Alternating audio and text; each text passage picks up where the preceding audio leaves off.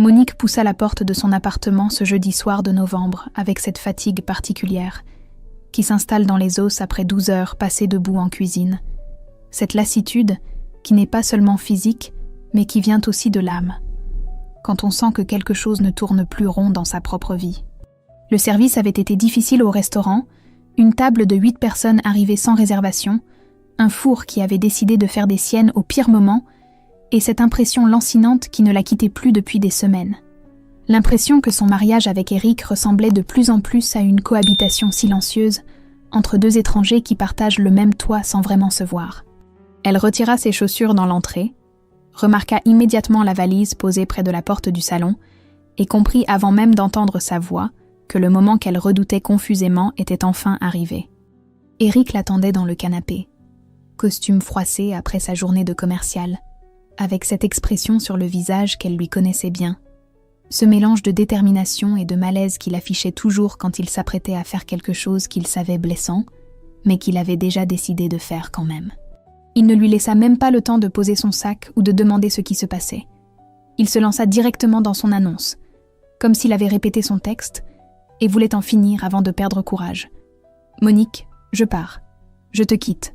C'est fini entre nous. » Elle resta debout près de la porte, sentit quelque chose se glacer en elle, mais ne bougea pas, attendit la suite qu'elle savait inévitable.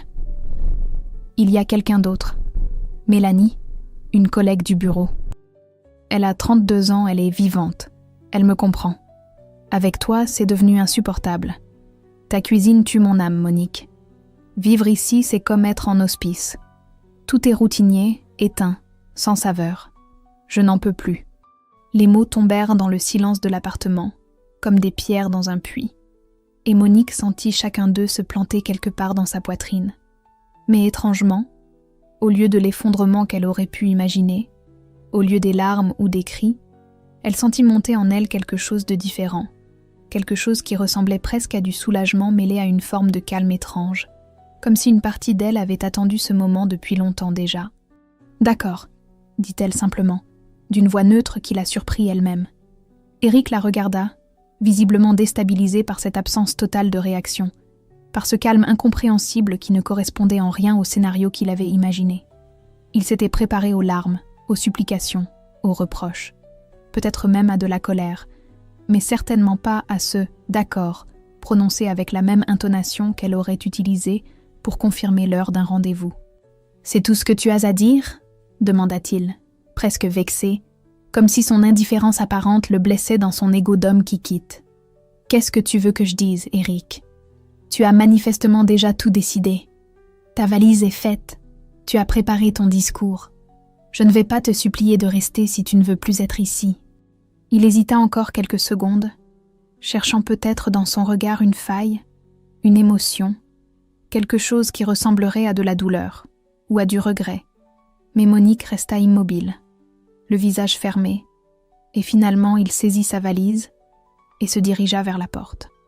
Au moment de sortir, il se retourna une dernière fois, comme s'il attendait encore qu'elle craque, qu'elle le retienne, mais elle ne dit rien, se contenta de le regarder partir sans un mot de plus.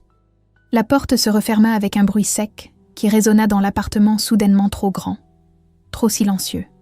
Monique resta immobile quelques minutes au milieu de l'entrée, sentant le vide autour d'elle.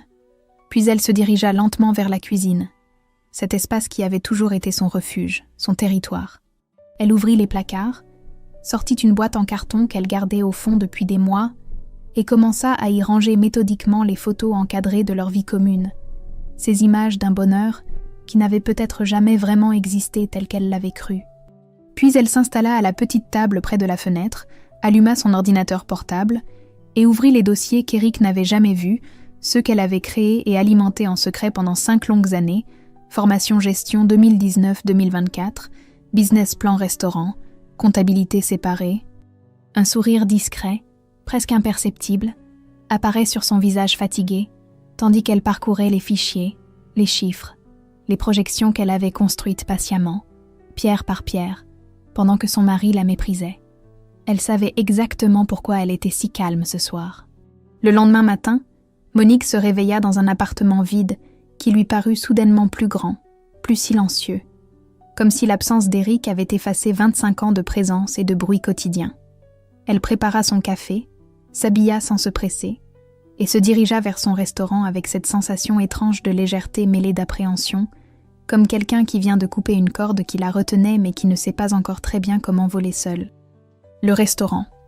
Au coin du Panier, occupait une petite rue du quartier du Panier à Marseille depuis 25 ans, une façade modeste avec des tables en terrasse l'été, une salle intime d'une 30aine de couverts, et une cuisine ouverte d'où s'échappaient des odeurs de bouillabaisse et de daube provençale qui faisaient partie du paysage sonore et olfactif du quartier.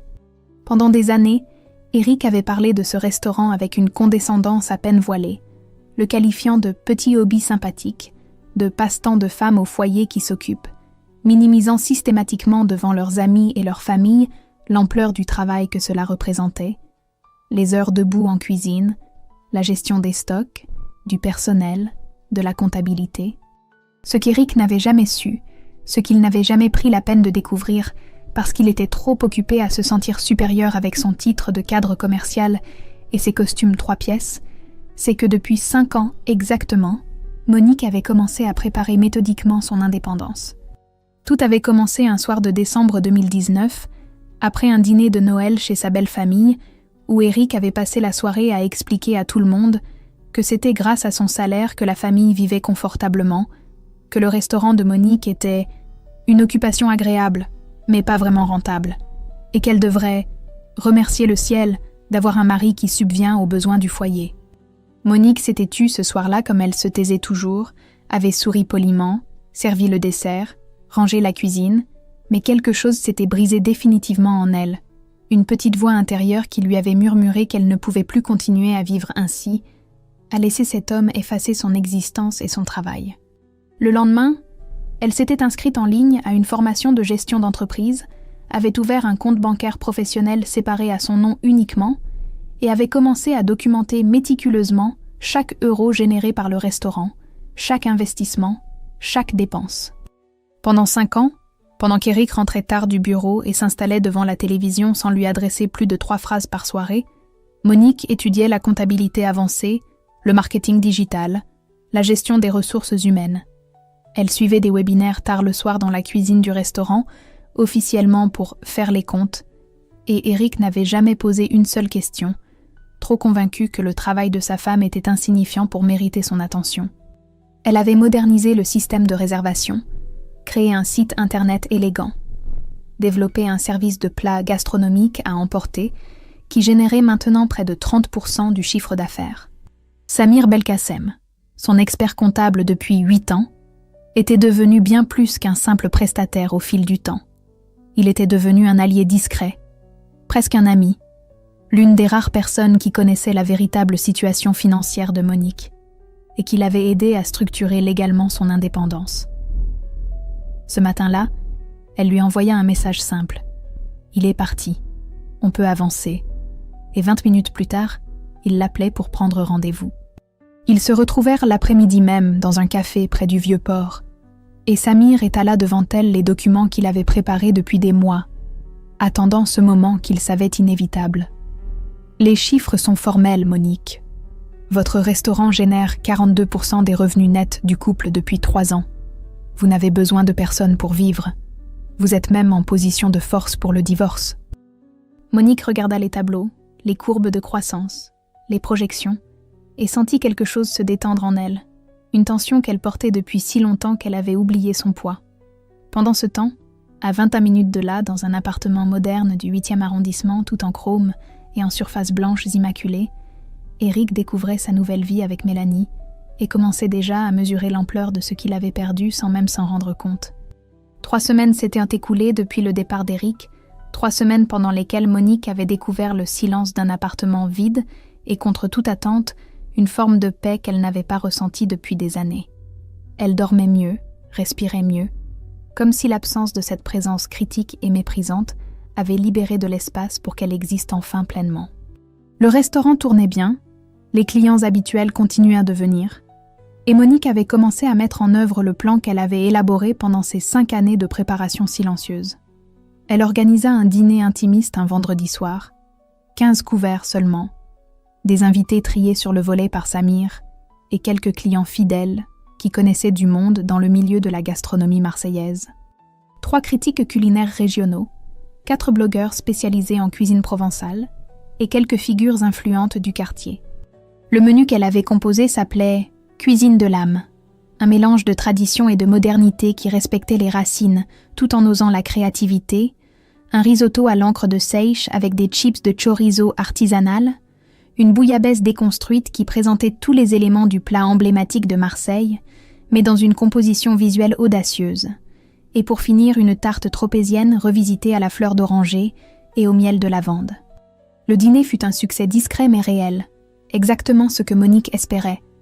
Des conversations animées autour des plats, des compliments sincères, et surtout des regards de reconnaissance professionnelle qu'elle n'avait jamais vraiment reçus auparavant, parce qu'Éric avait toujours réussi à minimiser ses réussites. Une semaine plus tard, un article élogieux parut dans le journal régional, 3 lignes seulement mais dans la rubrique gastronomie, et un blogueur influent mentionna le restaurant dans sa sélection mensuelle des adresses à découvrir. Les réservations commencèrent à augmenter progressivement, 15% la première semaine, 25% la deuxième, et au bout d'1 mois, Monique dut refuser du monde certains soirs. Elle embaucha Laura Moreau, une jeune chef de 29 ans sortie d'une école hôtelière de Lyon qui cherchait justement un endroit où apprendre la vraie cuisine de produits, loin des brigades stressantes des grands restaurants parisiens. Laura était exactement ce dont Monique avait besoin. Une énergie fraîche, des idées modernes, et surtout une passion authentique pour la transmission culinaire. Leur complicité fut immédiate, et pour la première fois depuis longtemps, Monique eut l'impression de construire quelque chose qui lui ressemblait vraiment. Pendant ce temps, dans l'appartement chromé de Mélanie, Éric découvrait une réalité bien différente de celle qu'il avait fantasmée. Mélanie n'avait aucune intention de jouer les femmes au foyer. Elle commandait des sushis pour le dîner et laissait la vaisselle s'accumuler dans l'évier en acier brossé. Elle passait ses soirées sur Instagram, obsédée par les likes et les commentaires, parlait sans arrêt de clubs branchés où il fallait être vu, de restaurants à la mode qui coûtaient une fortune, et commençait à faire des remarques de plus en plus fréquentes sur le ventre d'Éric qui s'arrondissait, sur ses cheveux qui grisonnaient trop vite. « Tu devrais vraiment faire du sport, Éric, tu te laisses aller », lui dit-elle un soir, en le regardant avec une moue désapprobatrice. « À 56 ans, si tu ne fais pas attention, tu vas finir par ressembler à un vieux. » Un collègue du bureau lui montra un post Instagram où le restaurant de Monique apparaissait avec des commentaires enthousiastes, une photo du risotto à l'encre de seiche parfaitement dressée, et Éric resta figé devant l'écran, incapable de comprendre comment cette femme qu'il avait méprisée pendant des années était en train de réussir quelque chose qui ressemblait de plus en plus à une véritable reconnaissance professionnelle. « Depuis quand elle fait ça ?» murmura-t-il. Et son collègue le regarda avec un sourire en coin qui disait clairement qu'il ne comprenait rien à rien. Un dimanche après-midi de décembre, Chloé arriva de Paris par le TGV de 11h, sa valise à roulettes cognant sur les pavés inégaux du panier, jusqu'à l'appartement de sa mère. Monique l'attendait avec un tagine d'agneau aux abricots qui mijotait doucement, cette recette que sa fille adorait depuis l'enfance et qu'elle ne trouvait jamais aussi bonne ailleurs. Elles s'installèrent dans la cuisine, cet espace qui avait toujours été le cœur battant de leur relation, là où les vraies conversations avaient lieu loin du regard désapprobateur d'Éric. Chloé tourna sa cuillère dans son assiette pendant un long moment, avant de lever les yeux vers sa mère, et Monique vit dans ce regard quelque chose qu'elle n'avait jamais remarqué auparavant. Une colère ancienne, mêlée à une tristesse profonde.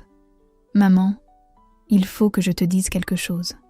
Depuis qu'il est parti, je n'arrête pas de repenser à toutes ces années, et je réalise à quel point j'ai été lâche de ne jamais rien dire. » Monique posa sa fourchette, sentit son cœur se serrer, attendit la suite. « Papa t'a détruite à petit feu pendant des années, et je l'ai laissé faire. Tu te souviens du réveillon de Noël il y a 3 ans, chez mamie? Quand tu avais apporté ta bouillabaisse et que tout le monde te félicitait? Papa a attendu que tu sois parti chercher le dessert pour dire à toute la table que ta cuisine était sympathique pour un restaurant de quartier, mais que ça restait amateur, que tu jouais à la chef comme d'autres jouent au tennis le dimanche. » Les mots tombèrent comme des gifles, et Monique sentit quelque chose se déchirer dans sa poitrine. Le souvenir de ce réveillon qu'elle avait gardé comme un bon moment, souillé rétrospectivement par cette révélation.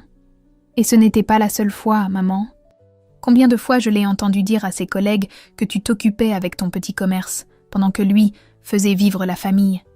Combien de fois il a minimisé ton travail, tes réussites, tout ce que tu construisais. Il te présentait comme sa femme qui avait un hobby de cuisine, jamais comme une vraie professionnelle, jamais avec du respect. Chloé avait les larmes aux yeux maintenant, et sa voix tremblait de cette rage contenue depuis trop longtemps. Et le pire, maman, c'est que tu as tellement intégré son mépris que tu t'excusais d'exister dans ta propre maison. Combien de fois je t'ai entendu dire « Désolé, je rentre tard du restaurant, j'espère que tu as trouvé quelque chose à manger », alors que tu venais de passer 12 heures debout en cuisine. Combien de fois tu as minimisé tes propres accomplissements parce qu'il t'avait convaincu que ce que tu faisais n'avait pas de valeur?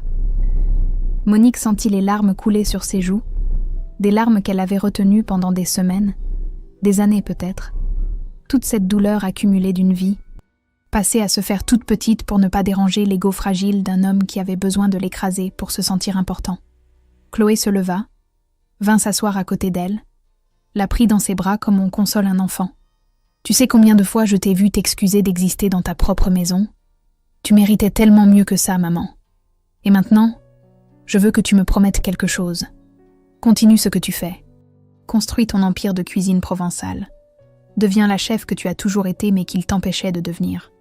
Montre-lui qui tu es vraiment. » Elles restèrent longtemps enlacées dans cette cuisine qui sentait la cannelle et les épices, et pour la première fois depuis le départ d'Éric, Monique pleura vraiment.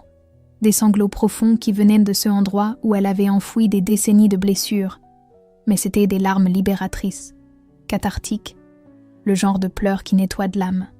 Le lendemain, une journaliste du magazine Saveurs de Provence la contacta pour un portrait dans leur rubrique « Chef à découvrir ». Et Monique accepta sans hésiter, avec cette détermination nouvelle que la conversation avec Chloé avait cristallisée. Pendant ce temps, Éric assistait à un after-work d'entreprise et regardait Mélanie rire aux éclats en touchant le bras de Julien Marchand, le nouveau directeur commercial de 35 ans, bronzé, sportif, ambitieux, et il comprit avec une clarté douloureuse qu'il n'avait jamais été spécial pour elle. Juste une étape, un homme disponible au bon moment. L'article parut mi-janvier dans Saveurs de Provence.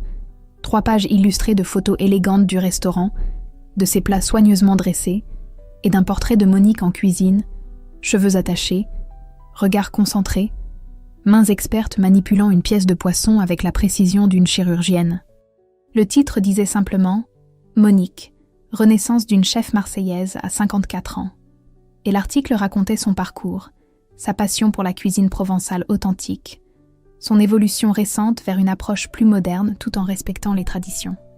Pas un mot sur Éric, pas une mention de sa vie personnelle, juste le portrait d'une femme qui avait construit quelque chose de solide et de beau avec ses propres mains. L'impact fut immédiat et dépassait tout ce que Monique avait imaginé. Des demandes affluèrent pour des cours de cuisine le dimanche matin, des sollicitations pour du catering événementiel, des mariages, des anniversaires, et même un petit éditeur niçois qui la contacta pour discuter d'un éventuel livre de recettes mêlant gastronomie et récits personnels. Samir lui proposa un rendez-vous urgent, et quand elle arriva à son cabinet, il lui présenta 2 investisseurs sérieux, des gens du milieu de la restauration aixoise qui cherchaient justement un partenariat pour ouvrir une adresse dans le centre historique d'Aix-en-Provence. Monique écouta la proposition, regarda les chiffres, les projections, le business plan que Samir avait déjà ébauché, et sentit un vertige la saisir, cette sensation de trop vite, trop grand pour elle. Elle accepta malgré tout, plus par élan que par conviction profonde, portée par la dynamique du moment, mais dès qu'elle rentra chez elle ce soir-là, l'angoisse s'installa comme une présence physique dans sa poitrine. Le dîner de présentation avec les investisseurs eut lieu dans un restaurant élégant d'Aix-en-Provence, et c'est là qu'elle rencontra Thomas Bernier, 52 ans, propriétaire de 3 caves à vin artisanales dans la région, veuf depuis 4 ans. Il avait les cheveux grisonnants coupés courts, des mains abîmées par le travail manuel, un sourire calme qui mettait immédiatement à l'aise, et cette façon de parler de sa femme décédée, sans apitoiement ni amertume, juste une acceptation douce de la perte. Monique lui parla de sa séparation récente avec la même sobriété, et leur conversation coula naturellement entre les plats, cette facilité rare de 2 personnes qui se reconnaissent, sans avoir besoin de se forcer. Mais cette nuit-là, seule dans son appartement, Monique s'effondra. Il était 3 heures du matin quand la crise de panique la saisit. Une angoisse brutale qui lui coupa le souffle, les mains tremblantes, le cœur battant à tout rompre. Les mots d'Éric revinrent la hanter avec une violence qu'elle n'avait pas anticipée. Toutes ces phrases qu'il avait plantées en elle pendant des années comme des graines toxiques. « Tu n'as jamais été bonne à rien d'autre qu'à chauffer des casseroles pour des retraités qui ne savent même pas ce qu'ils mangent. Tu crois que tu vas devenir quoi? Une grande chef? À ton âge? Tu rêves, ma pauvre. » Et si Éric avait raison? Et si tout ce succès récent n'était qu'un coup de chance temporaire? Une bulle qui allait éclater dès qu'elle tenterait vraiment quelque chose d'ambitieux? Et si elle échouait avec ce projet d'ex? Si elle perdait tout? Si elle se ridiculisait publiquement, en prouvant finalement qu'Éric avait toujours eu raison sur elle? Elle pleura violemment, recroquevillée dans son lit, submergée par le doute et la solitude, toutes ces années de dévalorisation systématique qui remontaient à la surface comme un poison qu'elle croyait avoir évacué. À 4 heures du matin, les mains tremblantes, elle appela Chloé. Sa fille décrocha immédiatement, la voix inquiète, et écouta sa mère sangloter pendant de longues minutes avant de dire simplement « J'arrive ». Chloé prit le premier TGV du matin, arriva à Marseille avant midi et resta tout le week-end avec sa mère, la forçant à manger, à dormir, à parler de toutes ces peurs qu'elle gardait enfouies. « Maman, regarde ce que tu as construit pendant qu'il passait son temps à te démolir. Regarde. Un restaurant qui marche, des clients fidèles, un article dans un magazine, des opportunités qui arrivent. C'est ça, ta vraie valeur. Pas les mots d'un homme médiocre qui avait besoin de t'écraser pour se sentir grand. » Le lundi matin, Monique se réveilla épuisée mais décidée, et elle appela Samir pour lui confirmer qu'elle acceptait le partenariat pour Aix-en-Provence. 3 mois s'étaient écoulés depuis la séparation, 3 mois pendant lesquels Monique avait appris à vivre seule, à dormir dans un lit vide sans se réveiller en sursaut, à prendre des décisions sans avoir à justifier chacun de ses choix devant un homme qui les jugeait systématiquement insuffisants. Le restaurant tournait mieux que jamais. Les réservations étaient pleines jusqu'à la fin du mois, et Laura s'était révélée être exactement la collaboratrice dont elle avait besoin, créative mais respectueuse des traditions, énergique mais à l'écoute. Ce mardi soir de février, alors que le service se terminait tranquillement, avec les derniers clients qui savouraient leur dessert, Éric apparut dans l'encadrement de la porte du restaurant. Monique le vit avant qu'il ne la voie, et son cœur se serra malgré elle. Il avait maigri, le teint gris, les traits tirés, le costume froissé, comme s'il l'avait porté plusieurs jours d'affilée. Laura voulut immédiatement lui barrer le passage, mais Monique fit un geste de la main, accepta de le recevoir avec ce calme qui était devenu sa nouvelle armure. Ils s'installèrent à la table du fond, celle où ils fêtaient autrefois leurs anniversaires de mariage, dans une autre vie qui semblait maintenant appartenir à quelqu'un d'autre. Éric tortilla nerveusement sa serviette entre ses mains avant de commencer à parler. Et Monique reconnut immédiatement le ton. Cette façon qu'il avait toujours eue de minimiser ses torts en les noyant dans des excuses vagues. « Monique, écoute, je sais que j'ai fait des erreurs. J'étais stressée au travail, la crise de la 50aine, tu sais ce que c'est. Mélanie, c'était juste une folie passagère. Elle m'a tourné la tête, mais maintenant je réalise que c'était une erreur monumentale. Toi et moi, on a construit quelque chose pendant 25 ans, on ne peut pas jeter tout ça aux ordures comme ça. » Monique l'écouta sans l'interrompre, le visage neutre, et ce silence sembla le déstabiliser plus que n'importe quelle colère. Il continua, la voix de plus en plus suppliante. « Je pensais que tu me supplierais de revenir, que tu serais effondrée. Mais toi, tu continues comme si je n'avais jamais existé. Tu réalises à quel point c'est blessant ?» Monique sentit quelque chose de dur se cristalliser en elle, une lucidité froide qui chassait les dernières traces de pitié ou de nostalgie. « Blessant pour qui, Éric ? Pour toi qui m'as dit que ma cuisine tuait ton âme. Pour toi qui m'as comparé à un hospice. » Elle se leva calmement, disparut dans la cuisine, et revint quelques minutes plus tard avec une assiette qu'elle posa devant lui. Une bouillabaisse parfaite, fumante, exactement comme il l'aimait autrefois. Le safran et les épices libérant leur parfum dans l'air tiède du restaurant. « C'est le dernier repas que je te cuisinerai jamais, Éric. » Il la regarda, déstabilisé, ne sachant pas s'il devait prendre ça comme un geste de réconciliation ou comme une rupture définitive. Pendant 25 ans, J'ai cuisiné pour toi. J'ai nourri ton corps pendant que tu affamais mon âme. Tu m'as dit que ma cuisine te tuait? Regarde-toi maintenant. Tu as perdu 8 kilos, tu as le teint d'un mort, tu portes le même costume depuis 3 jours. Ce n'est pas ma cuisine qui te tuait, Eric. C'est ton mépris pour tout ce qui n'était pas toi. Les larmes montèrent aux yeux d'Eric, et pour la première fois depuis des années, Monique le vit vraiment pleurer. Des sanglots maladroits d'homme qui ne sait pas comment exprimer ses émotions autrement que par la colère ou le contrôle. Je suis désolée, Monique. Je réalise maintenant tout ce que j'ai perdu. On peut recommencer, faire une thérapie de couple, je changerai, je te le promets. Monique resta debout, inflexible, et sa voix quand elle parla était d'une douceur terrible, celle qu'on utilise pour annoncer une vérité définitive. Tu as tué quelque chose en moi, Eric. Pas d'un coup, mais lentement, pendant des années, chaque fois que tu minimisais mon travail, chaque fois que tu me faisais sentir que je n'étais rien d'autre qu'une femme qui s'occupe pendant que les hommes sérieux font vivre le monde. Mais tu sais ce que j'ai découvert? J'ai découvert que je pouvais revivre sans toi. Mieux même. Tu m'as libérée sans le savoir en partant. Eric se leva, tenta de s'approcher d'elle, mais elle recula d'un pas. Maintenant cette distance physique, qui symbolisait maintenant le gouffre émotionnel entre eux. Ne reviens plus ici. Ne me contacte plus. Mon avocat s'occupera de la suite. Il partit, laissant la bouillabaisse intacte refroidir dans l'assiette, et quelques minutes plus tard, Thomas entra dans le restaurant pour venir chercher Monique, comme il en avait convenu. Il avait assisté de loin aux dernières minutes de la scène, vit le tremblement dans les mains de Monique malgré sa force apparente, et dans la voiture, il lui prit simplement la main sans poser aucune question, respectant cette douleur qui ne demandait pas de mots, mais juste une présence. 2 semaines s'écoulèrent après la confrontation au restaurant. 2 semaines pendant lesquelles Monique crut naïvement qu'Eric avait enfin compris et accepté que c'était terminé.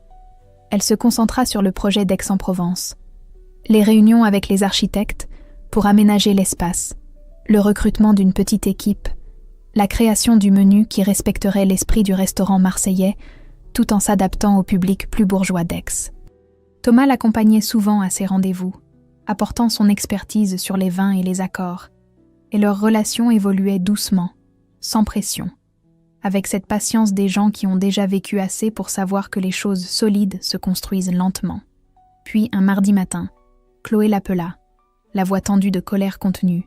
« Maman, il faut que tu saches ce que papa est en train de faire. Il m'a envoyé 15 messages depuis hier soir. Il essaie de me convaincre que tu es fragile psychologiquement, que tu prends des décisions irrationnelles avec le restaurant, qu'il a peur que tu t'effondres avec tout ce stress professionnel. Il me demande de venir te voir pour te raisonner, pour te convaincre de ralentir. » Monique sentit une nausée monter, cette manipulation déguisée en sollicitude qui était exactement la spécialité d'Eric, cette façon de salir en ayant l'air de s'inquiéter. « Il y a pire, maman. J'ai appelé Sylvie ce matin. Sylvie Arnaud, une cliente fidèle depuis 15 ans, propriétaire d'une agence immobilière importante à Marseille, quelqu'un qui recommandait souvent le restaurant à ses clients étrangers. » Chloé hésita avant de continuer. « Papa l'a contacté il y a 3 jours.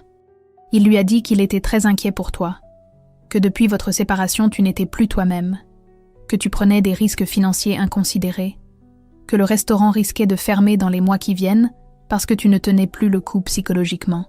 Sylvie a trouvé ça bizarre et m'a appelé pour vérifier. » La rage monta en Monique, froide et précise. Pas la colère explosive et inutile, mais cette détermination glaciale de quelqu'un qui vient de comprendre jusqu'où l'autre est prêt à aller. Eric était en train d'essayer de détruire sa réputation professionnelle, de saboter ce qu'elle avait construit, et il le faisait avec cette lâcheté caractéristique qui consistait à se cacher derrière une prétendue inquiétude. Elle raccrocha avec Chloé et appela immédiatement Maître Catherine Fontaine, l'avocate spécialisée en divorce que Samir lui avait recommandée. Le rendez-vous fut pris pour le lendemain matin, et quand Monique exposa la situation, l'avocate sourit d'un sourire qui n'avait rien de chaleureux. « Madame, vous avez un dossier en béton. 5 ans de revenus séparés parfaitement documentés, contribution financière au couple largement prouvée, et maintenant tentative de nuisance professionnelle. Il va payer, croyez-moi. » Monique apprit qu'elle avait droit à une part substantielle des économies communes, une portion de la retraite d'Eric et qu'elle pouvait même demander des dommages et intérêts pour le préjudice professionnel causé par ses insinuations. Elle engagea la procédure de divorce le jour même, avec une détermination qui ne laissait aucune place à la pitié ou au regret. Pendant ce temps, l'ouverture de la deuxième adresse approchait dangereusement, et le stress devenait parfois écrasant. Les travaux prenaient du retard, un fournisseur avait fait faux bond, il fallait recruter une serveuse supplémentaire, gérer les 2 établissements simultanément, et certains soirs, Monique rentrait chez elle épuisée, au point de ne même plus avoir la force de manger. Un vendredi soir particulièrement difficile, après une journée où tout avait semblé aller de travers, elle s'effondra dans les bras de Thomas qui était venu la chercher au restaurant. Les larmes coulèrent sans qu'elle puisse les retenir. Toute cette fatigue accumulée, ce doute qui revenait toujours la hanter aux moments les plus vulnérables. Et si j'échoue? Et si Eric avait raison sur moi? Si je ne suis vraiment bonne qu'à faire des omelettes dans un petit restaurant de quartier? Thomas la serra contre lui, attendit que les sanglots se calment, puis parla avec cette voix calme qui avait le don de ramener les choses à leur juste proportion. Regarde ce que tu as déjà construit pendant qu'il passait son temps à te détruire.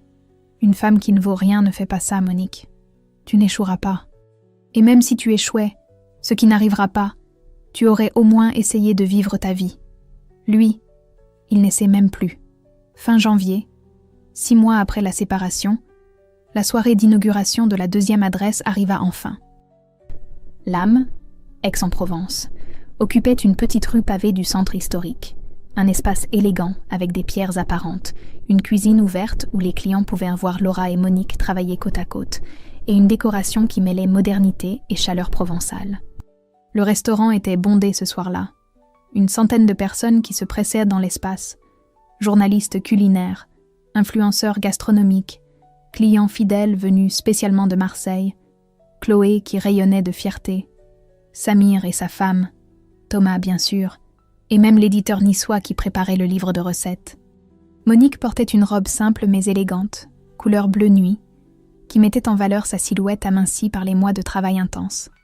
Les cheveux relevés en un chignon sobre, et sur son visage cette expression de confiance tranquille qu'elle n'avait jamais eue du temps d'Éric, comme si elle avait enfin trouvé sa juste place dans le monde. À 22h, alors que l'ambiance battait son plein, elle monta sur une petite estrade improvisée, et le silence se fit progressivement. Il y a 6 mois, quelqu'un m'a dit que ma cuisine tuait son âme. J'ai compris ce soir-là que je passais ma vie à nourrir quelqu'un qui me vidait de la mienne.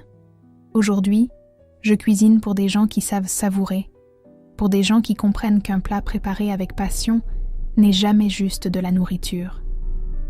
C'est de l'amour, du temps, de l'attention. Merci d'être là ce soir. Merci de croire en cette cuisine de l'âme. L'ovation fut longue et sincère, des applaudissements qui venèrent du cœur, et Monique sentit quelque chose se détendre définitivement en elle, comme si elle venait enfin de s'autoriser à être pleinement elle-même, sans s'excuser d'exister. Vers 23h, alors qu'elle discutait avec les investisseurs près du bar, un mouvement près de l'entrée attira son attention. Eric venait d'apparaître, sobre pour une fois, habillé d'un costume sombre légèrement démodé, les cheveux peignés avec soin, tentant visiblement de paraître digne malgré la défaite évidente qui marquait ses traits. Les conversations se figèrent progressivement autour de lui, et un silence embarrassé s'installa, tandis qu'il s'avançait vers Monique, avec un sourire forcé. « Monique, je voulais te féliciter pour cette belle réussite. C'est vraiment impressionnant, tout ce que tu as accompli. Je suis fière de toi. » Il y avait dans sa voix cette supplication à peine voilée, cette dernière tentative désespérée de se raccrocher à elle publiquement, de jouer la carte de l'ex-mari magnanime qui reconnaît le succès de sa femme malgré leur séparation. Monique posa son verre, se détacha du groupe avec qui elle conversait et s'approcha d'Éric avec cette élégance glaciale qu'elle avait perfectionnée au fil des mois. Tout le restaurant les observait maintenant, et elle parla d'une voix calme mais parfaitement audible, chaque mot pesé et placé avec la précision d'un chirurgien. « Éric, tu n'as pas été invité à cette soirée, ton taxi t'attend dehors. » Elle se retourna sans attendre de réponse, reprit sa conversation exactement là où elle l'avait laissée, comme si cette interruption n'avait été qu'un détail insignifiant. Éric resta figé quelques secondes, le visage blême, humilié non pas par un esclandre ou des cris, mais par cette indifférence polie, par ce vide absolu qui lui renvoyait son inexistence dans la vie de Monique. Il sortit sans un mot, personne ne le retint, et quand la porte se referma derrière lui, des applaudissements spontanés éclatèrent dans le restaurant. Thomas s'approcha de Monique, lui murmura à l'oreille avec un sourire admiratif « Tu es magnifique ». Et elle sut qu'il ne parlait pas de sa robe ou de sa coiffure, mais de cette force tranquille qu'elle avait conquise mois après mois, cette capacité à tenir debout sans avoir besoin de détruire l'autre pour exister. La soirée continua jusqu'à tard dans la nuit, rires et conversations, et Monique réalisa qu'elle était enfin libre. 10 mois s'étaient écoulés depuis ce jeudi soir de novembre où Éric avait claqué la porte avec sa valise, 10 mois qui avaient transformé Monique d'une femme qui s'excusait d'exister en une femme qui habitait pleinement sa vie, sans demander la permission à personne. Le printemps marseillais explosait dans toute sa splendeur, cette lumière dorée particulière qui baignait les façades ocres du Panier et faisait scintiller la mer au loin comme une promesse de jours meilleurs. Les 2 restaurants tournaient admirablement bien, chacun avec sa personnalité propre, mais unis par cette philosophie que Monique avait mise des années à affiner, cette idée que nourrir les gens, c'était aussi nourrir leur âme, leur offrir un moment de répit dans le chaos du monde.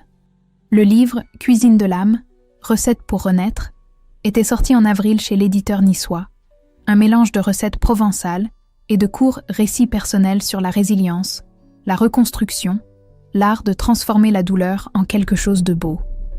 Les critiques avaient été excellentes, les ventes dépassaient les attentes modestes de l'éditeur, et plusieurs librairies régionales l'avaient mis en vitrine à côté des grands noms de la gastronomie française.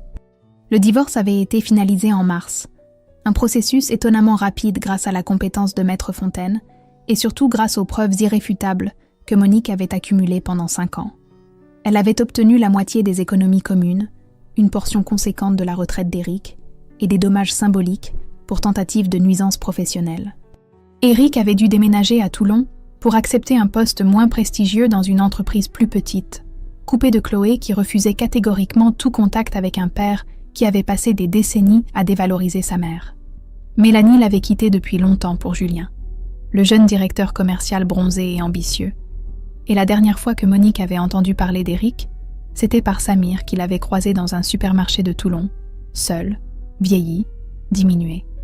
Monique ne pensait plus à lui, ou si rarement que cela ne comptait plus vraiment, comme on pense parfois à une vieille blessure qui a fini par cicatriser et ne fait plus mal même quand on appuie dessus. Ce dimanche matin de mai, elle cuisinait chez elle pour un déjeuner entre proches. Thomas, Chloé et son nouveau compagnon Marc qu'elle avait rencontré à Paris, Laura et son fiancé, Samir et sa femme Leïla.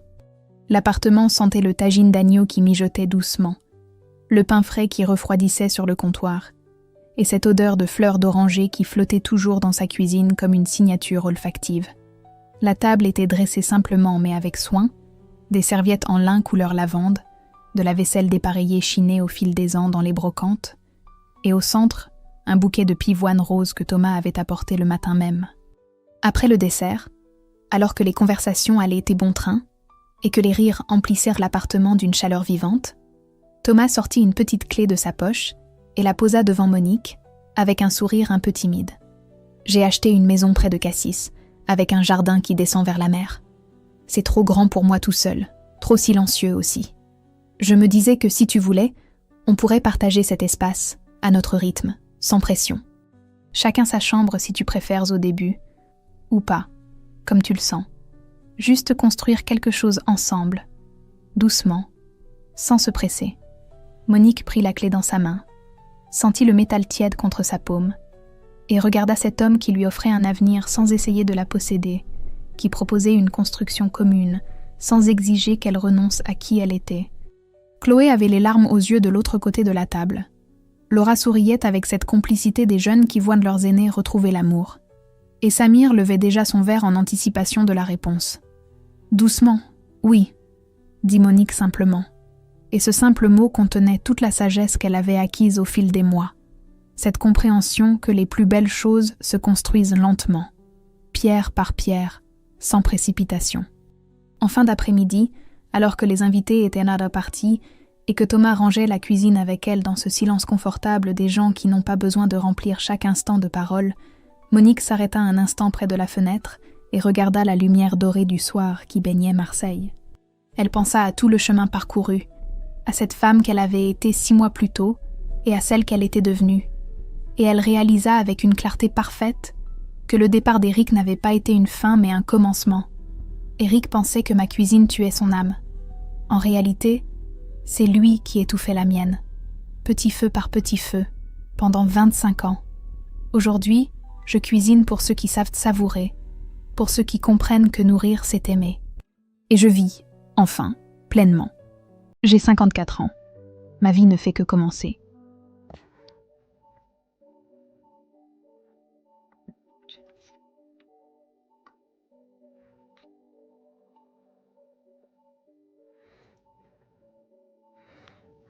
140 километров.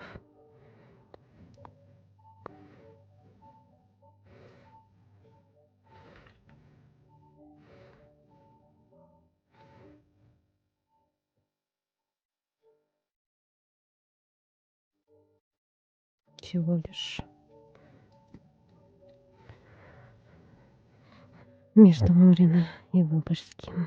Выборг. Понял, принял, запомнил.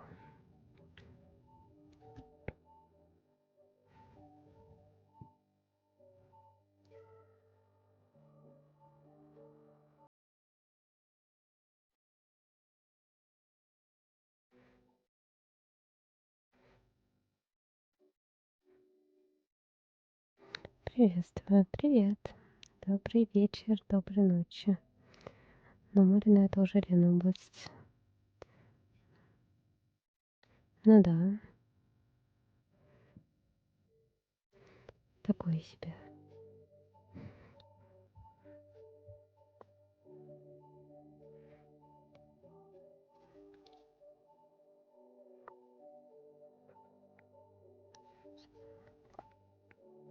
Мы обсуждаем Питер.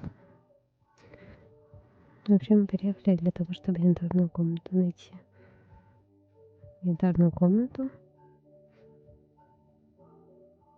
Я не знаю, что это такое.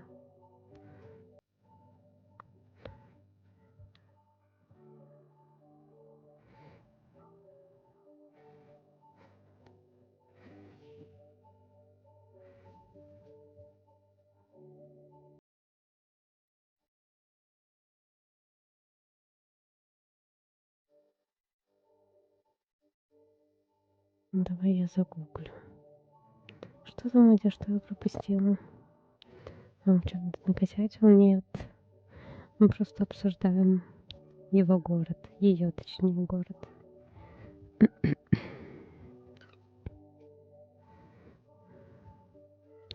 Я в Питер приезжаю вечно по делам, редко когда отдохнуть. Остальные-то, а ты откуда? Как тебя зовут? Сколько лет? Чем вообще занимаешься? А, вы меня обсуждаете, да? Ее.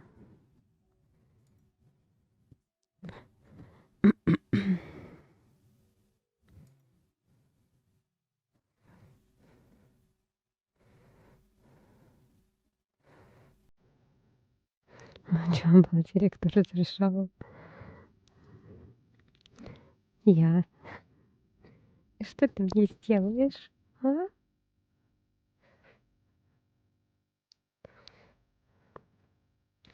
Можешь меня это через монитор так чик по голове.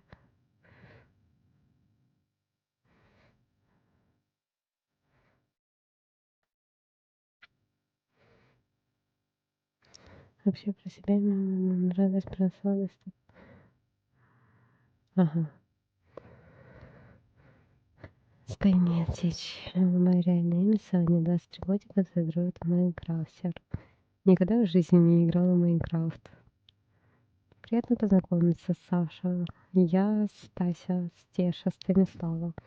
Мне 26, и я из Оренбургской области.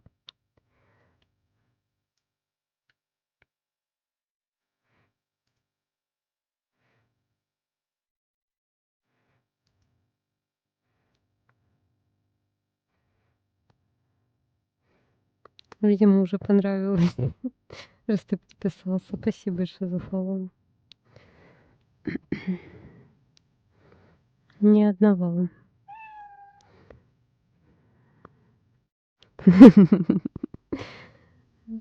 Распростались. Спасибо, ты 9, я как раз это имела в виду. Спасибо, Бабок. Оренбург. Да, есть такое. А ты откуда, Ямато?